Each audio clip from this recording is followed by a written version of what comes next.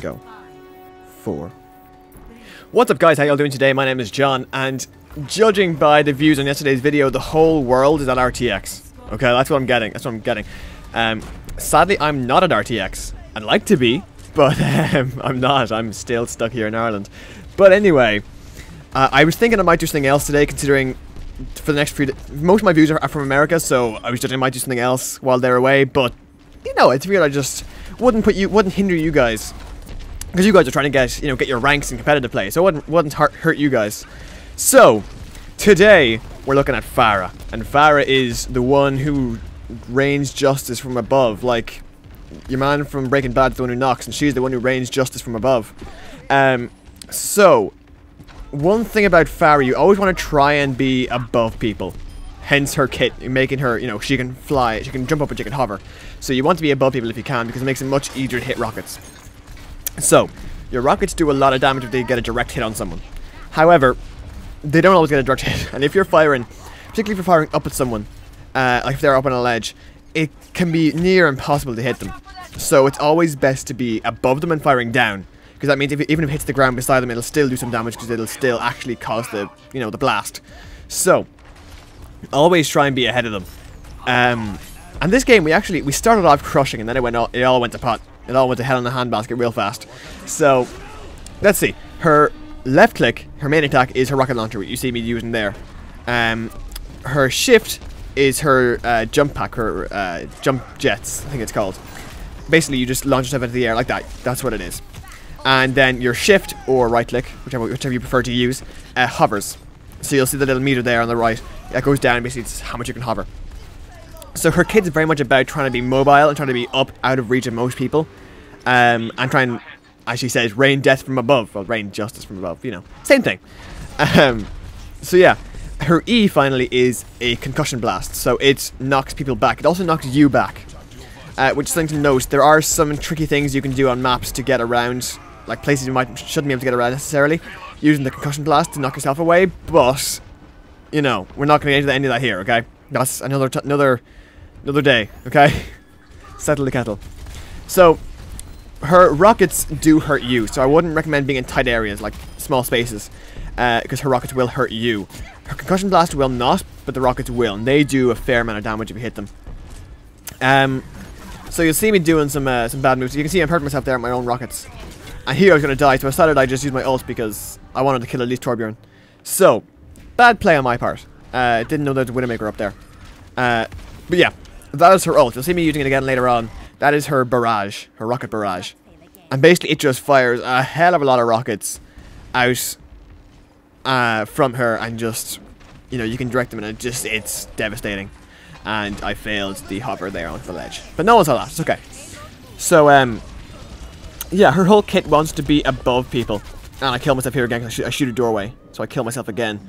So, it started off so well. I only died once because, well, I died, at least when I first died the first time I killed Torbjorn. Second time I just killed myself with a doorway. So, be careful of that, because that is something I deliberately wanted to leave that in, just so you know. Be careful if you're in that kind of situation, because you will kill yourself with your own rockets. And that's embarrassing for everyone involved. Well, actually, just embarrassing for me. And then everyone laughs at me, and then I did it again against the wall, and then, So, I deliberately left that in because I want you guys to know how careful you have to be when you're up against walls, because walls are your biggest enemy as Pharah. Walls are Pharah's biggest counter. So yeah, Pharah wants to be above people and raining death down. And here, I don't know what was going on here. Interesting trade-off there.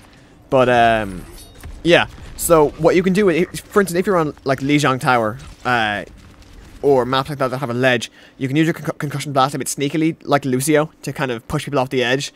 However, most of the time, it's just kind of not to knock people maybe off a payload or off a point. You wouldn't really use it for pushing people off the edge most of the time, because obviously that's very situational, but you can do it. Yeah, and so like I said, it's all about trying to be above people and firing down on them, because that'll get the damage on them. If you don't get the direct hits, it can still be okay. Like, I'm not getting direct hit there, but I'm getting hits on the guy. I think it's a turret, actually. But, yeah, he's not taking too much damage.